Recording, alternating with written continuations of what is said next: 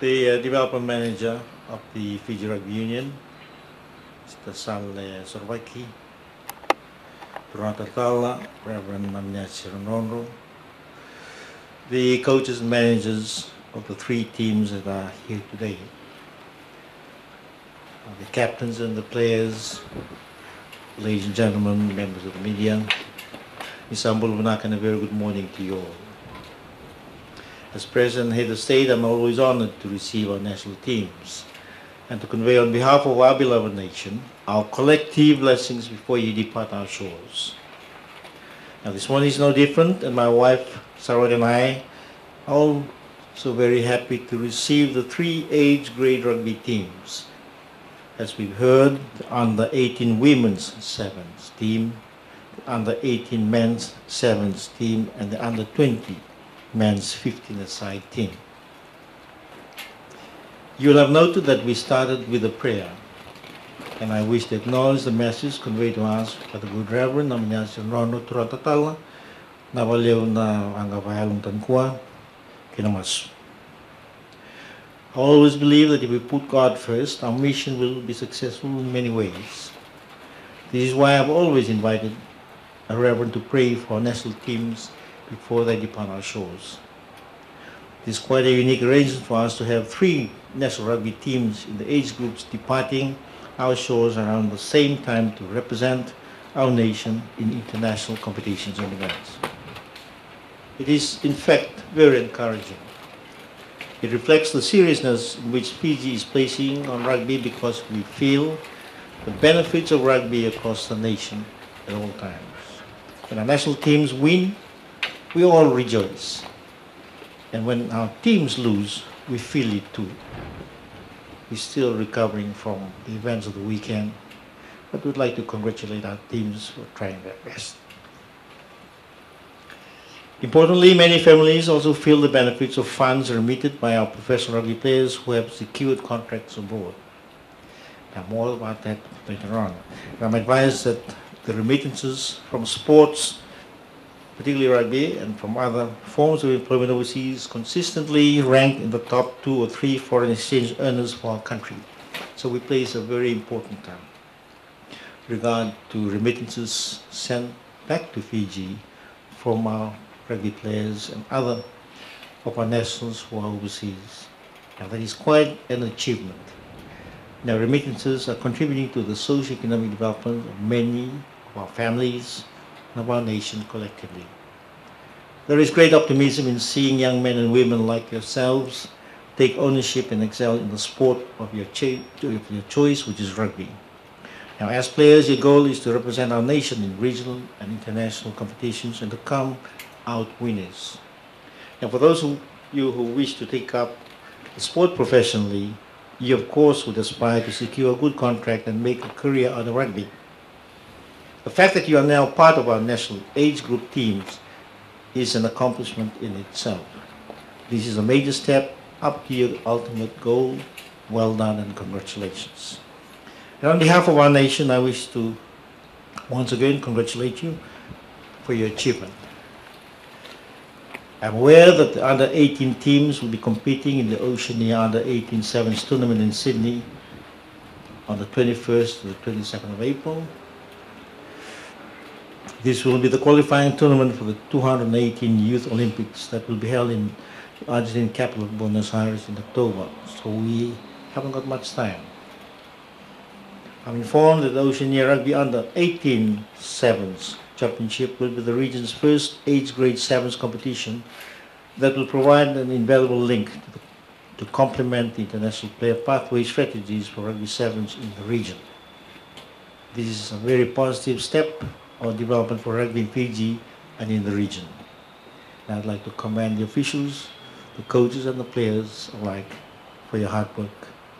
I'm also aware that the under 20 men's team will compete in the Oceania under 20 competition that will be held in Australia from the 27th of April to the 4th of May. And this is again the build-up towards the Junior World Trophy that will be held in Romania in September this year. The September event is significant because you will need to win or to do well to qualify for the Under 20 Junior World Cup. Ladies and gentlemen, I strongly believe that you have all done the hard yards through personal sacrifices and through the efforts of your families and team officials. It's now time for you to play your part in the field, and we wish you well. Talking about officials, it is very reassuring to note that Fiji Rugby is providing a similar pathway for our former national representatives to be involved in molding our young players. Navaleu, Rituberi, our elders and our former national reps and coaches for molding young players of today. You're right. You have highly capable coaches and managers who have tasted victory in the highest level of competition, and I encourage you all to take heed of their advice and to stick to the game plan. My advice to you young people, listen and learn. I also encourage you to take inspiration from their performances and those of our current senior teams that continue to do well internationally.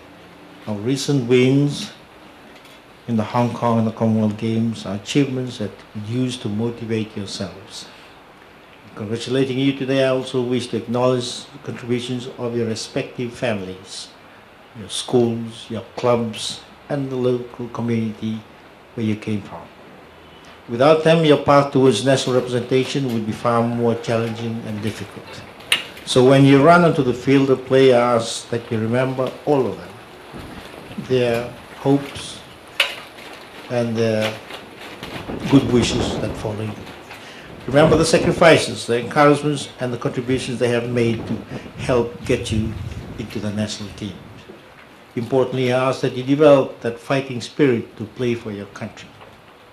Our national leaders are doing their best not only to lay the foundation for a prosperous and successful future for our country, but to also lead the world in events that require our input. You have this chance to stamp your mark in the international scene. We wish you well.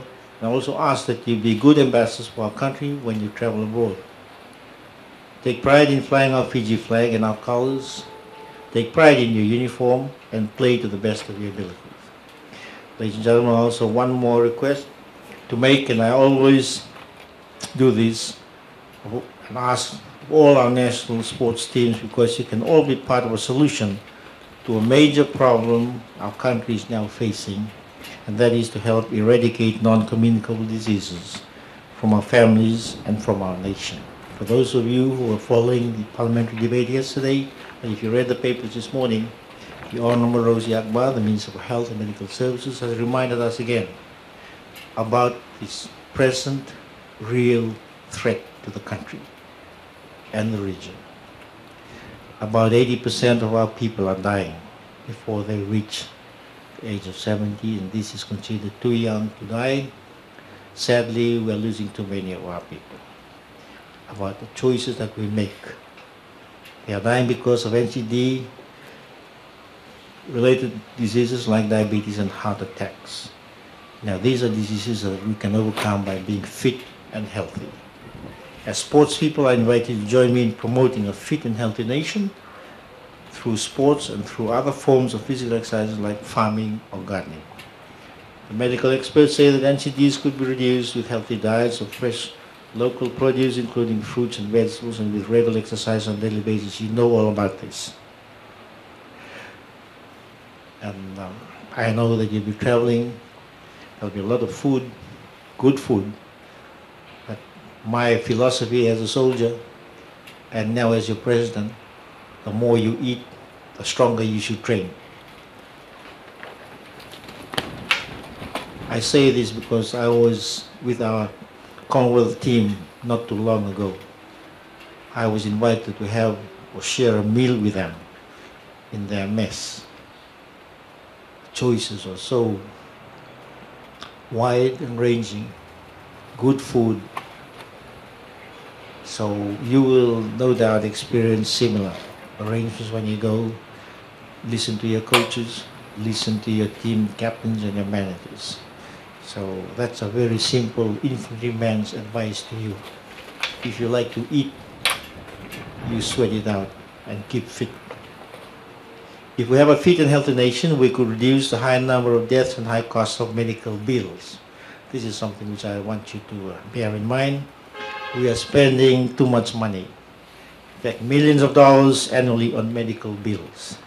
Imagine if you can redirect some of those funds to add to our current investments in the development of education, sports, our youth, and the national infrastructure and so on. We need more facilities to help you, our young athletes and our young players today.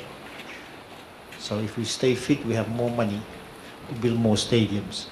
Now we are in the process. In fact, we put a bid to host the IRB 7 series. Now we need a lot of money for that. And we need fit young people like you to be part of that process of preparing for that. Now from sports perspective, investing more into our sporting facilities, into highly qualified coaches. We need more coaches and officials would enhance our chances of being world and Olympic champions in many of the sports we play. But importantly, this would enhance our chances of living longer, healthier, and happy lives. Ladies and gentlemen, I'm very honored to once again convey to you our nation's congratulations for your selection into the national teams and our collective blessings as you travel abroad. May Almighty God continue to bless each and every one of you and your respective families, and may He continue to bless our beloved nation Fiji. Now I live and thank you.